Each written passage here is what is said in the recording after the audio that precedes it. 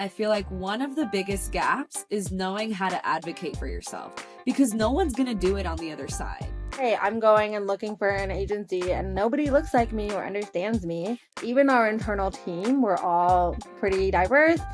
We have, a Latina CEO. I'm disabled myself, hearing impaired. I hope creators listening to this will understand that there are big name agencies out there, like big name that are repping big name influencers who have shady policies like this. You're listening to the 2 Cents Podcast. I'm Hannah Williams. And I'm James Daniels. And today we're speaking with our agents, Influence with Impact. Lisette Calveiro and Leslie Collins. Hi. Thanks for coming to the show. Thanks for having us. Yeah, we're so excited. We wanted to talk with you all today because from the creator perspective, the landscape of the creator industry is lacking a lot of transparency. And I think that agents themselves and the agencies that you run, you sort of have a secret recipe to getting in contact with brands and learning about things that influencers might not know about. So we wanted to get the expert opinion from you all. Number one, though, how did you all get to working together? How did you get to starting Influence with Impact? And what are your backgrounds? I can kick it off. So this is Lissette speaking. I actually got my experience in this space working on the advertising agency side. I last worked at Ogilvy as their director of influencer marketing. And what's so interesting is I started in 2012 and the first creator I ever paid was a blogger. So the blogging era is back and I love that that's how we started as well.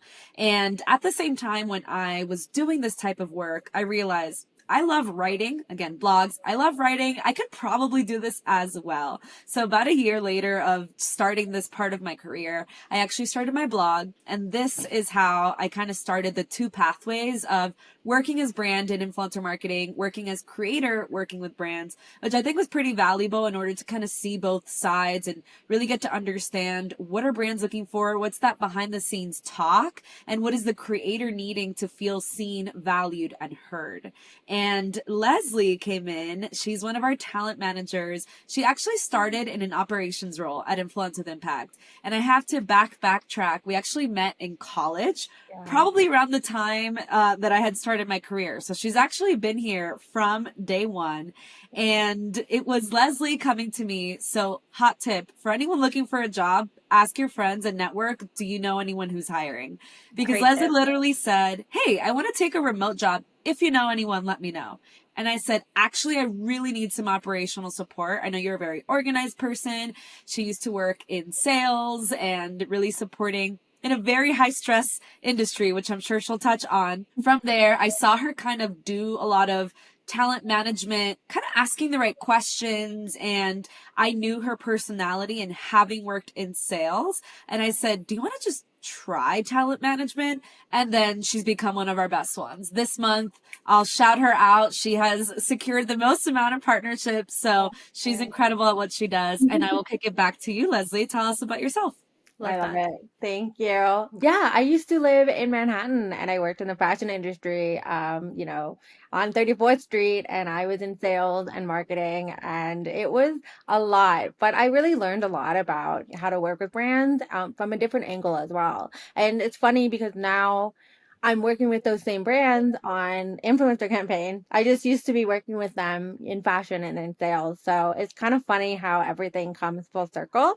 And when I was living in New York, so was Lisette. So we were kind of side by side, going out, hanging out, but never realized, a few years later, we would actually be partners. And it's been really lovely. So yeah, definitely super excited. And I love the work. It's fast, it's challenging, and we'll see where it leads us. Yeah. I love that. That's so full circle and such a good way to look out for your friends too. Yeah.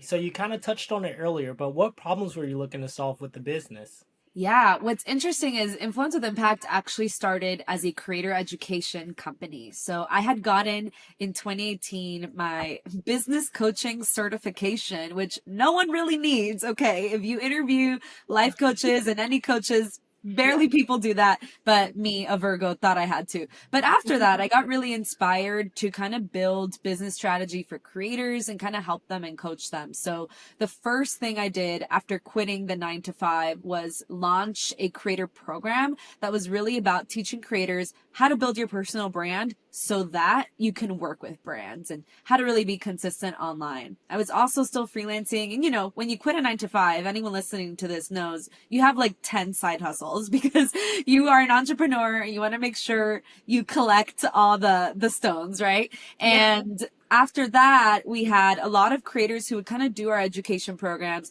and do really well with working with brands and say, all right, like, I know what I'm doing. I just don't want to deal with it anymore. And I think a lot of creators resonate. You guys are good examples where you are business savvy. You know how to do this work, but it's nice to be able to offload it, to know that someone's answering the emails for you, negotiating for you, which sometimes it's nice to kind of have someone being able to advocate for you and many perspectives that maybe you wouldn't do for yourself. So that's how we started talent management. And for a while, actually, it was only client or referral based. So I was the one who was holding it back, kind of being like, are we sure we want to expand? Are we sure we want to expand? Because of conversations that I know we're going to have today. But talent management oftentimes is what creators think they need. And us starting as creator education, I wanted them to know there is something for everyone at every journey, and it may not be talent management. But as soon as you open that to public, everyone wants to go there. So that's kind of how talent management started. And eventually we did find a really good system and application process, and just really, again, reiterating that there's something for every creator. If you just need freebies to kind of get yourself started, there you go. You know, you should be able to do just as much kickstarting your business with freebies. You don't have to pay me for that. So kind of finding ways for people to kind of work with us along the way. We still have our creator education program. So we're in our 8th cohort, I think. Yeah. And so it's really nice that we still are really making sure that we kind of cover all of the bases for newer or emerging creators and then more seasoned people, you know, like you guys. So it's really exciting to see that that program has longevity and we're kind of growing with it as well. Yeah. One of the things that stuck out to me when we started talking with you all is a very obvious thing, but it might not be obvious to everyone, especially if you aren't involved in the creator industry. But management and agencies are predominantly dominated by white men, at least based on our experience and conversations we've had. When we've been talking with some of these agents and deciding who we wanted to work with, it was a little bit of a roadblock that we feel that our community represents a very diverse workforce. And we care a lot about diversity. Don't tell that to the current administration. But I really appreciated that your organization and your agency recognized that there is a pay gap amongst creators and that there is a need for more representation. How has Influence with Impact solved the issue of representation and pay gaps in the industry? I guess I could start with this. 100%, I feel like one of the biggest gaps is knowing how to advocate for yourself, because no one's going to do it on the other side. And this is just the reality, again, seeing on the brand side. If someone comes to me, this is when I say me, I say the general marketer, because I've had experiences where I turn it around and say, hey, I have this amount of money. That's what I'm paying you. But you might come to the marketer and you say, oh, my rate is $200, right? And you're a BIPOC creator because that's all you've ever known, right? Or that's all someone has ever paid you. The marketer will probably be like, awesome, now I have more budget to use on more creators. And if the white creator is coming and saying, my fee is $2,000, they may say, hey, I have that budget. And very few marketers are actually going to go out and try to make it equitable, trying to go back to the creator. I will never forget a story. It was a Black creator who came to me and said, my fee is $500 when creators of his size were charging $10,000. So I went back to him and said, hey, I need you to know that your fee has to be at least $8,000. It was kind of like the average of the people who were responding. And they came back and said, no way. And I said, yes way. So I'm going to offer you more. You know, this is your new rate and I hope you enjoy. And he did an incredible job and he was well deserving of that money. And that's what I think is one of the biggest pieces that we really try to reinforce is advocate for yourself, know what goes into rates. And that education piece is very important. Now, kind of going back, other things that we also do as an agency is we do prioritize wanting to work with BIPOC creators, queer and disabled creators, because they tend to be the most underrepresented. So that's kind of a big chunk of our majority is people who identify in that way. Business Insider did an article where they were also kind of naming different BIPOC-led agencies, because to your point, a lot of creators who identify as BIPOC, queer, disabled, they want people who kind of understand them. There's also a lot of nuance. For example, some of our creators are curly-haired creators, and there's just nuance that some other creators might not understand when you're doing these campaigns, like, sorry, the deadline doesn't coincide with my wash day. Those are just things that people wouldn't know unless you're working with BIPOC creators, with curly creators, as one example. And another initiative that I think Leslie can also talk to is we kind of started knowing that in the education, the creator education piece, one barrier of access might be being able to afford the programs. So we do always, with every cohort, have an kind of invitation where we invite BIPOC creators to take it for free. And all we ask is that you're an active participant, and at the end you've joined most of the cause, because we just want you to get the most out of it. But Leslie, do you want to kind of touch on the mastermind piece and how you kind of navigate that?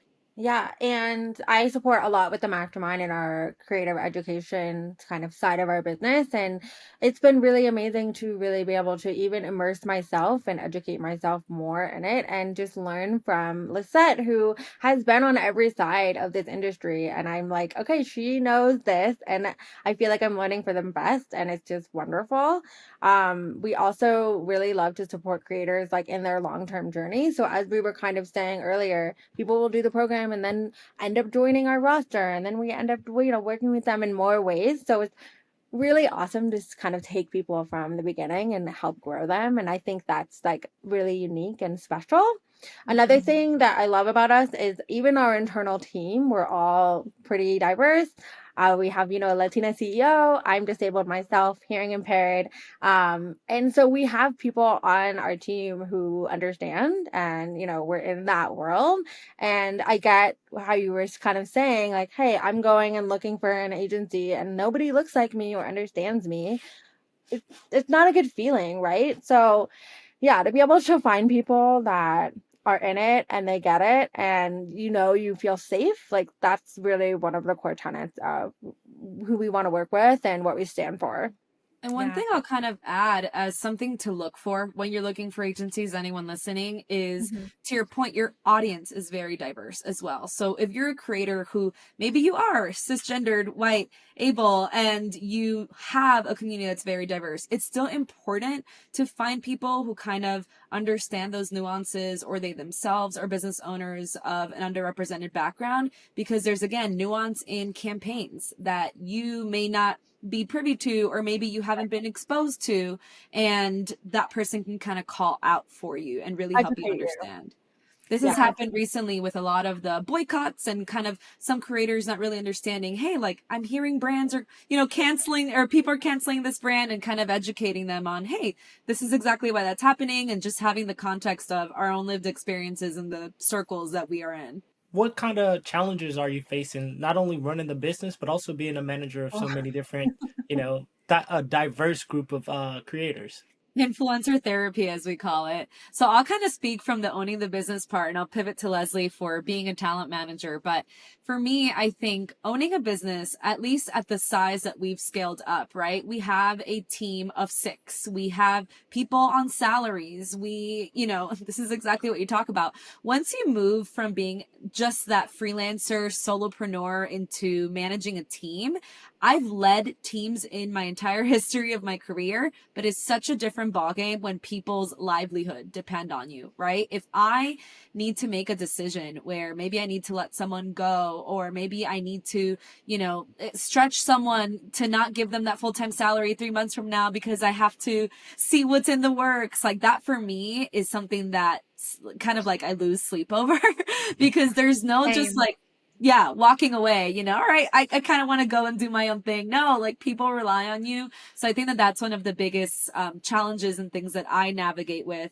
And I think also because I started as a solopreneur and a lot of my business is stemming from the authority I've built in the influencer marketing space. How do I separate the two entities? And I think it really took me going on maternity leave and disappearing for 6 months, basically, for people to really get it that Influence with Impact is the community, is the agency, is the organization founded by Lissette and that history and that expertise, but it's really my team who keeps the lights on, you know? So really making sure that I reiterate that to my community and also hopefully foster a culture that makes people feel ownership. You know, we just started a share profit kind of system where every quarter we can kind of go in and say, hey, anything we make over this amount, we're splitting it amongst the team in this way based on how long you've been with the company. So that Leslie's really excited about that. Yeah, I'd And love to know more about that if you're okay with being transparent a little bit about that.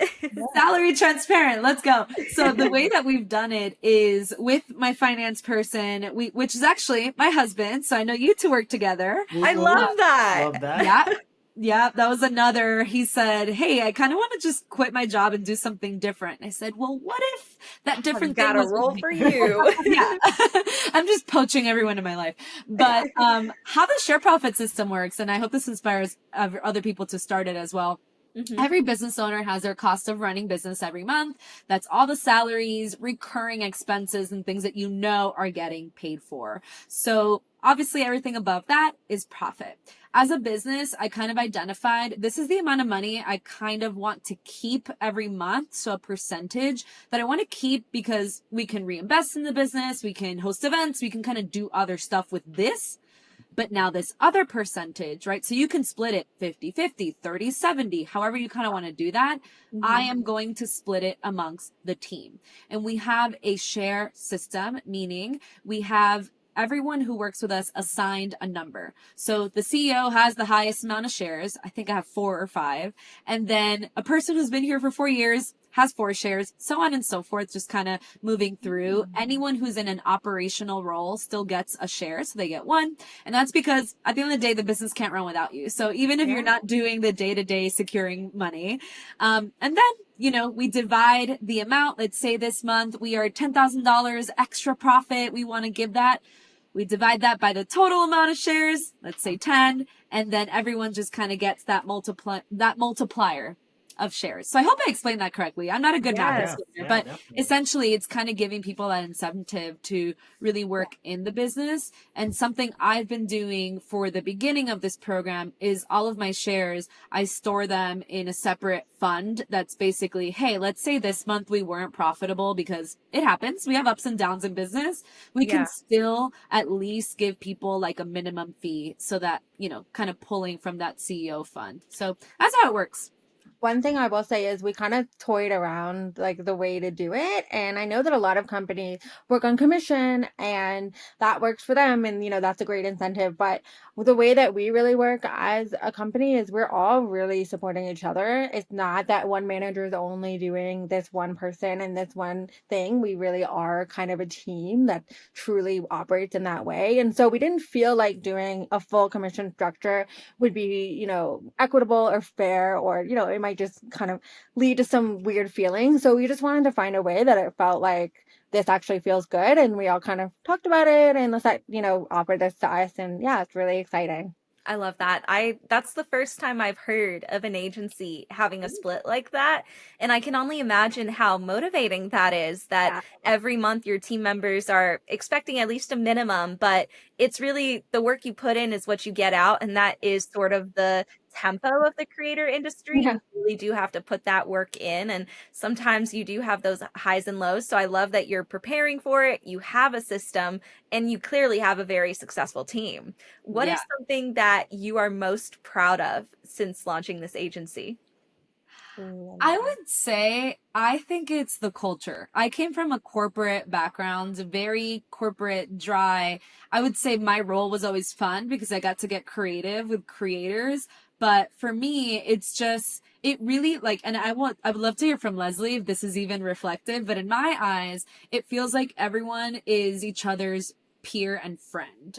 So it's kind of like friend first, coworker second, in a way where you're holding each other accountable, right? We're not just kind of like partying in the background. But like Leslie said, I hear, for example, someone say, hey guys, I'm taking the day off because I'm going to this really cool event I got invited to. So a lot of our employees are also creators in their own way, micro influencers, and everyone's like, yay, that sounds so cool. You know, someone sharing their baby's photo and like people just getting rallied around it. And then when it comes to work, you know, someone like Leslie this week was like, wow, I secured this big partnership for this other creator I'm working with, and everyone's celebrating it. And I think for me, that is just a very important way to foster, again, the productivity and the success of the business. But Leslie, what do you think about that? I really was thinking when you were saying, like, I also come from a corporate background, and I think most people listening, and maybe you guys too, right? We all know how that feels to be in an environment where you do not feel respected. You don't feel valued. You feel like a number. We're over And here just I nodding. We're like, yep, Yep, know yep. that feeling. I mean, it's so soul sucking. Oh my gosh. And like anyone that's still in it, like more power to you. I did it for 6 years and I should have left in year one, you know, like, Yeah. but I really feel like we have a great leader, and that's something I'm really proud of in this company. You know, I know Lisette personally, from college and as friends, but I will regularly text my mom and be like, she's such a good leader. Like, you know, because I get to see her in this other light, and it's beautiful. But it really is about, you know, like just treating people like full human beings. You know, imagine that. And like they have autonomy and skill, and, you know, seeing that in them and trusting them. I think a lot of it has to do with trust. When we make mistakes, they're okay. They're looked at as things, you know, okay, this is good. Now we learn that there was you know, a missing thing here that we can fix, right? So Mhm. it's just a very, very different energy. Probably just like a millennial run business, I feel like, you know. But yeah, Something that's I wanted to add as just a hot tip for anyone out there is we used to have a Slack channel called Mistakes. And the purpose of that was for people to kind of understand that mistakes are totally fine. And you would go in and put the mistake and how you solved it. And it was kind of just like a way to reiterate, like, oh, awesome. Like, I always say a mistake leads to an SOP. So it's not really that you did something wrong, standard operation practice. We kind of figured that out. But I also think just one last thing I'll add, and Leslie, I'd love to hear from you also, like maybe the creator experience, what you're proud of, because we were just talking about that last week and kind of what we've done for creators. Yeah, I feel like we really do treat our creators as more like partners. We really want to support them beyond just contracts and deals. Like we love meeting with our creators and having, you know, monthly calls and talking about strategy. And maybe they're launching other products and we're helping them with, you know, with their website, or saying, oh yeah, we love this, or maybe let's turn it into this, and really brainstorming with them as creator partners. Because at the end of the day, the more that our creators can build their brands, the better it is for all of us. And we understand that that's an investment that's worthy to make. We're also just working with creators that we actually really like and think are really cool. So that's helpful. You know, like seriously, everyone is an amazing storyteller, produces awesome content. There's some sort of mission or value beyond all the creators brands that we work with. I think that's kind of like a requirement for being on our roster. And so it's easy for us as managers to care, and to be invested and to be interested and want to be a partner more than just someone that's just like filtering your emails and, you know, trying to cash our check at the end of the day. And I hope that we give that energy across. You know, I'm not the creator receiving that, but we love our creators, and I hope that that's clear to you as someone on our roster. Absolutely. I was just thinking that the word you used, partner, is so spot on, because our relationship working with you is not just superficial, where it's, you know, it feels like we're working together to each cash a check, and we only communicate by email when the brand is involved. Like, we have a Slack channel. I talk with you guys frequently about ideas that we have, and we brainstorm about what brands would be a good fit for that. You all tell me all the time that you've pitched us for ideas that I didn't even know were out there. And I think that, based on our experience working with a couple other agencies, stands out to me as something that you all do very well. It can be a little bit scary when people say, like, oh, we treat you like family, because our corporate trauma teaches us that 9-to-5s do not treat you like family. But I think you all do that so well, and it really does feel like we are part of a family. And I'm not just saying that for the cameras. I think that you all have an amazing operation going. That's awesome. Thank you. Oh my I'm God. glad it resonates. I need those And I sound agree bites with you. for that. When corporate agencies are like, you know, and not just in this space, in any category, you're like family, and it's like a pizza party, and I'm like, I would have preferred a bonus, you know? So, Right. I would have rather No taken pay. So the last part we really want to touch on is advice, direct advice from experts, you all, about working with agencies. So we have a couple questions for you that we hope we can get your advice on. James, you want to kick us off? Yeah. So the first question, from a small creator's perspective, when would they need an agent? I would say a smaller creator, especially, I get this question often, you know, it has been created, this culture has been created in the influencer space that you, air quotes, made it if you have a manager. And I think that that's totally false. For me, making it is, do I understand who you are as a creator? Are you consistently showing up? And are brands hiring you, right? That's kind of like, woo, the path, it's done. And, or you're monetizing in different ways and having your own successful business. And the reason to hire a manager should be when you want an extension of your team. So it's kind of how we're talking here, right? Let's say you're saying, wow, like if I had my time back, you know, not having to negotiate back and forth, not having to read contracts, not having to follow up on payment, like why are brands late all the time? So if you think that time back would be valuable, that is one reason to hire a manager.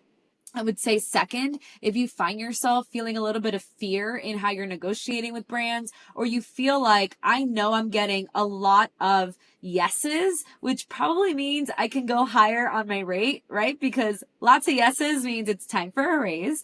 And that's another reason to hire someone who might want to advocate for you. And I think there is something to be said. There's this discrepancy in the industry where people think, and because you hear the word agency and agent in the entertainment world is someone who's putting you forth and getting you casting calls, right? So the influencer industry works a little differently, where casting calls are, or I guess similar to entertainment. They're looking for a specific person. Same with influencer, right? They're like, we need a creator of this size on this platform with this engagement rate in this category. And you might have the best relationship with a person, but it's still the brand at the end of the day who says, actually, this other creator reaches our demographic better. So it would be nice to have an agency who does have relationships, because at least you might get feedback. At least you might get, hey, I didn't get picked because XYZ, but don't expect that the agency is going to get your, revenue from 0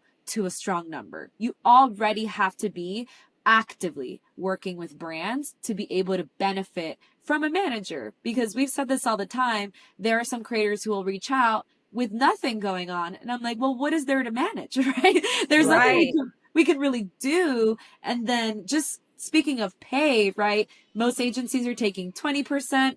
Recently, I heard of 30%, red flag, but some agencies, yes, agencies are taking on average 20%. So if you have $0 in your inbox, it's going to take so much labor before the agency makes a single dollar. And if you're a smaller creator, we know there is an element of the audience kind of coming into how much you get paid, right? So if you have 1 million followers versus you have 5,000 followers, the person with 1 million might make extra if it's relying on your audience size, right? There's so many other terms and things that go into pay. But if it's purely like, post this on your page, yeah, you might have to charge more. So in that context, right, if a manager is working with a small creator who has $0 coming in, by the time they build through their relationships, you may not be making an amount of money yet that feels equitable in how your management is getting paid. So definitely, if you're a smaller creator, wait until you're kind of making some money so that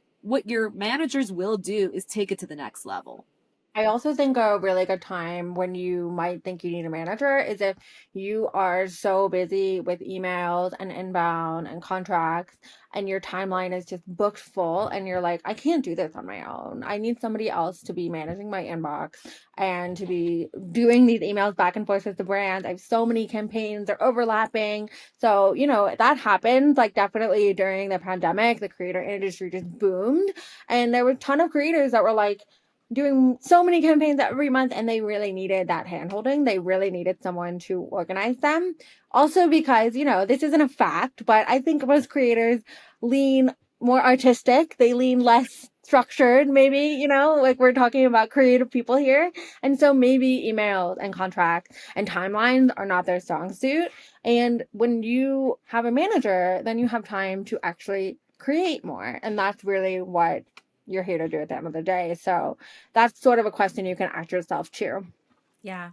Those emails take so long, the back and forth with brands, and sometimes they ask like such obvious questions that like it takes more time for me to even respond because it takes all my energy out to do it. So it really is like a marathon to get some partnerships across the finish line with getting everything signed and finally getting to the point of submitting content. And another thing that from our experience as creators that is really helpful to have an agent for is especially when it comes down to kind of laying down the law and obeying what is said in the contract, because I've had several times working with brands where they ask me to do things that are beyond the scope of the contract. Like I've had brands ask me to do a whole other video for free, and they just kind of sprinkle it in there and expect you to say yes and be grateful for the opportunity. But when you know that you have representation out there that's advocating for you, it's a lot less stressful as a creator to know, like, these are my boundaries. I have people that are looking out for me, and they're going to ask for extra money if I'm asked to do anything beyond the scope that we've agreed to. Yeah, I agree with you. And there have been so many instances. To your point, this actually happens at least every week. I think today in the Slack channel, people were like, brands are branding. That just always happens. Yeah. They will be like, an example today, a creator we love sending concepts and scripts because this is a way for the brand to say, I agreed to this. So when the creator submits something, there's probably minimal feedback. And we had a brand saying, hey, can you change up this part of the video? No, you approved a script. So you can either keep it as is because it was already approved, or you can pay this creator a reshoot fee, which we actually don't take any funds for. We just give it back to the creator because, as you know, the amount of time that you're spending on reproducing something is taking out of your day. So we make sure we advocate for that. We also had another instance recently, a few weeks ago, just to share some fun examples. If this helps anyone who's even not represented yet, where the brand said, good news, the brand would love to boost this content. It's going to get you so much more exposure and awareness. And we're like, good news for you. Here's the rate, Right, exactly. They will try to butter you up and tell you how amazing this additional opportunity is, and you're leaving money on the table. So, definitely try it less with managers, and good that someone could do that for you. Yeah. Speaking of brands, taking advantage and trying their hand at things, this is a good segue. What would you say is a good split rate that a creator should expect with an agent versus something that might veer a little bit more predatory? And the reason I ask is when we started Salary Transparency, we did not come from creator backgrounds. We're government contractors, like learning paid usage, exclusivity. These were all new terms for us. And when we started working with our first agents, they actually took 33.3% from us. And we didn't know that was predatory. They told us that they were going to do all these amazing things for us, but really all they were doing was sending emails and connecting us with brands. And we learned the hard way that we were being definitely taken advantage of. So as an agency that really puts morality ahead of everything, what would you share with other creators, and what should they look out for? What are some red flags? Yeah, 20% is the average. So I think if anyone says 20%, you're probably green to yellow flag. I would say not only percentage, but the people who are promising you anything results driven is probably a red flag. And what I mean is, I've seen some agents say, we are sending 100 pitches a month and we will get you at least 5 deals. And what they're doing, right, is they're promising you the world and then saying, and by the way, we have a 2-year contract that you need to like stay with us in. And you're kind of locked in because you got sold by this amazing results driven promise. And if they don't deliver on the result, which by the way, that would be insane to send that many pitches for all the creators they're representing, but I've heard it, then you're stuck, you're stuck with them and it would be really hard to get out of the contract, right? So definitely be careful for those results driven pieces. But then similarly to percentage, I would say anything above 25%, I would already see a red flag. The people who ask for 25% usually have some extra service. So they might promise like really deep diving social strategy. They might give you an assistant. I've seen things like that in the past. So if it's above 20%, really consider if that service is worth it for you. The 33%, I've seen it for a few big agencies. And by the way, at least the one I know is a huge agency. So it is not just like a mom and pop smaller one. And, it is the bigger ones who are trying to take advantage. And they will promise, like you get a fully stacked team.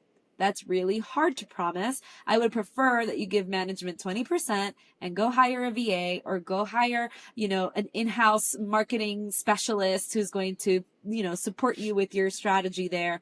If it's something your management can support with. So look out for that. I have also just one last note seen, and we used to do this, 15% in special circumstances. So we used to do this with inbounds that we couldn't negotiate up. So it was like they already came and said the budget was 50K and we couldn't do anything about it. So we kind of feel bad taking all the 20%.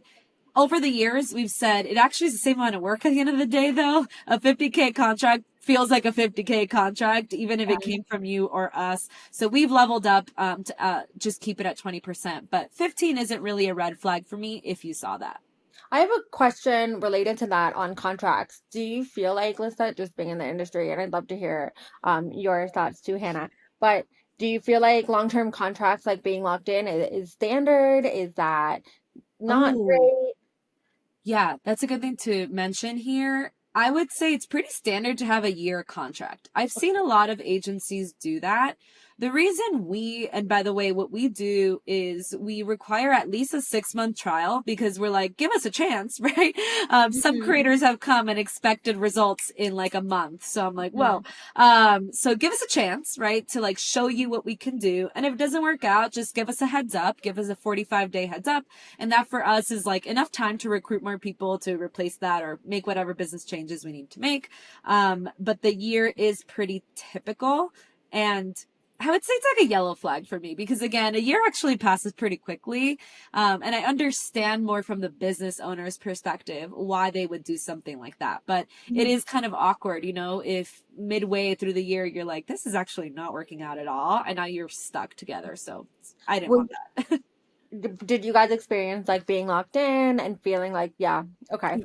Yeah, it's really great you asked that actually, because one of my next questions was about exclusivity and whether or not, how you feel about it. And the reason I ask is because we have had those experiences where we've talked with agencies who will tell us, our agreement is that you're locked in for a year. Some of them have done 2 years.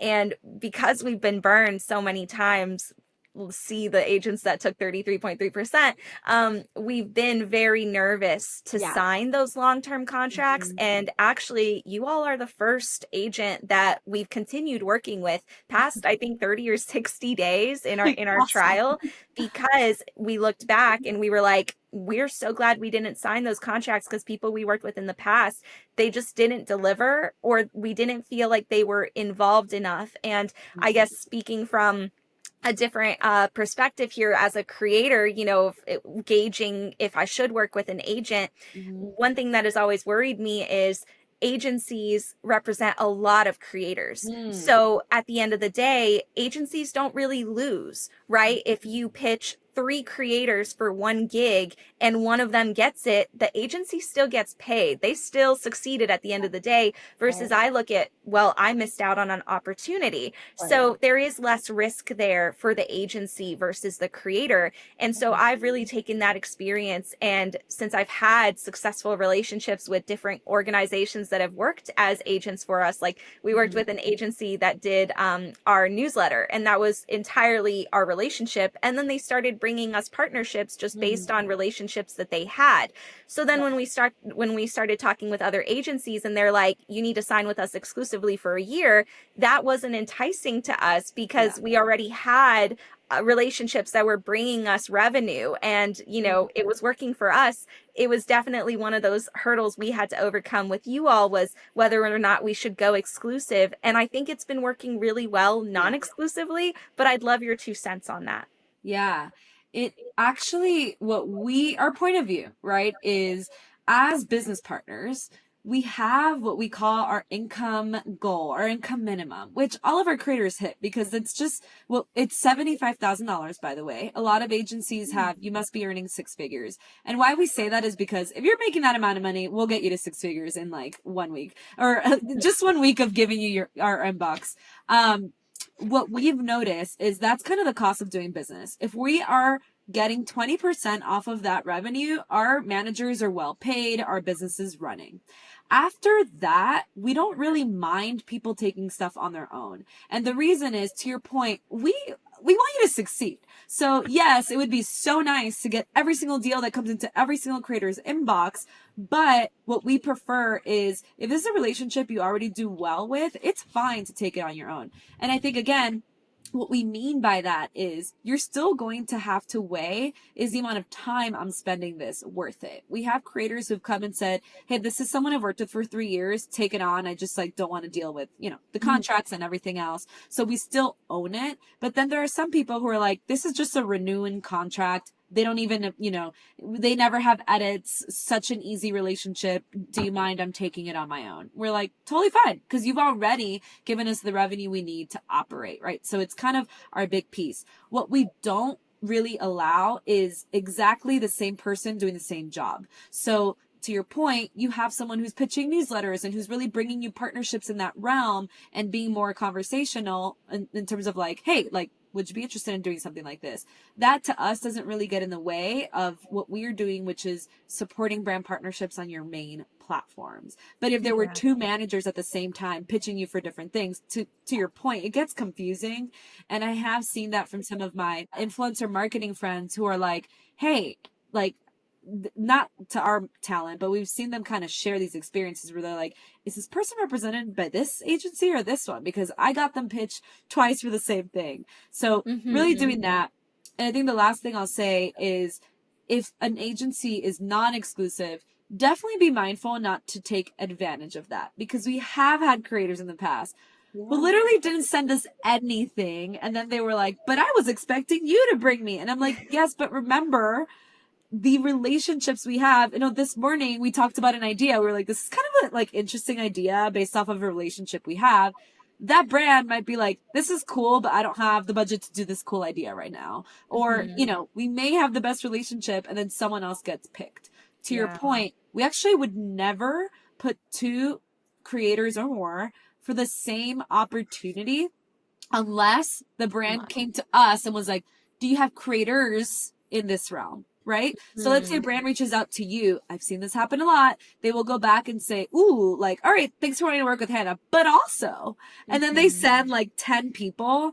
And to your point, then someone else gets picked and you're like, what the heck? This was my opportunity. So we have this rule where we're like, you are not mentioning anyone else until that contract is signed. And then if you want to, you can be like, hey, if you're looking for more creators, we have this person, right? Because we want to build a relationship with the brand really and kind of let them know we have creators that you want to work with, but that creator better be prioritized. And it's just one flaw in the system that I've seen a lot. Yeah. I love that we're having this conversation though, because to me, I'm like, I hope creators listening to this will understand that there are big name agencies out there, like big name that are repping big name influencers who have shady policies like this. They really do. Yeah. And I think that's the benefit too of working with someone. And I like to be humble, where I'm like, I may not be the only one with these Don't be experiences. humble. But the benefit of working with someone who's been on the creator side, and I still work with brands myself, and who's been on the brand side. I'm kind of I know what would feel icky as a creator. I understand that if this happened, I'd feel betrayed by my agency. So really making sure that we always keep the creator experience at top of mind. I reiterate this to the team all the time. When there is a situation, for example, this happens frequently where a contract, we send red lines and the brand won't accept certain ones. Right. And, we could just be like, whatever, fine, sign it. But we're like, go back to the creator and make sure that they know that the brand didn't accept that. And if they're willing to do it, we will sign that contract. And even when we do that, I always say, think like the creator. Why might they care about this? So in one example, the brand, huge corporation, as always, was like, we don't accept red lines. So we're like, okay, well, these are the problems we have with the contract. Let's try one more time to see if they'll fix it. Yeah. Didn't fix it. We go to the creator and we say, here's the problem. This is what we would do about it. Here's another problem. This is what we would do about it. If these things don't matter to you, then it's perfectly fine to proceed and we will respect your business decision. One thing I do want to say, speaking of being humble, and I know we were talking about the percentages and, the cut and everything, but one thing I think would be a great tool for creators to do is to really track kind of how their agency or their management is shifting their deals. And we track that internally so we can share that with our creators. But we like to track, how have we increased this rate, or how did we lower the scope? And then what would that be kind of monetarily in the increase of the rate? And we've been tracking this for, I don't know, 6-9 months maybe now at this point, almost a year maybe. And I think is it 90% that we're at? 97%. Yeah. On average, right? So there are some creators, like I see their board and I'm like, this person's getting a 400% increase on all their deals. And it's literally right. The brand for the rate, right? Right. The brand reaches out and says, sorry, I have this amount. And we go back and say, we really need this amount. And that increase is what we're tracking, because if you're giving us 20 and you're making 100% extra on the offers you were getting, management's doing the job for you, right? Like you're net making more money.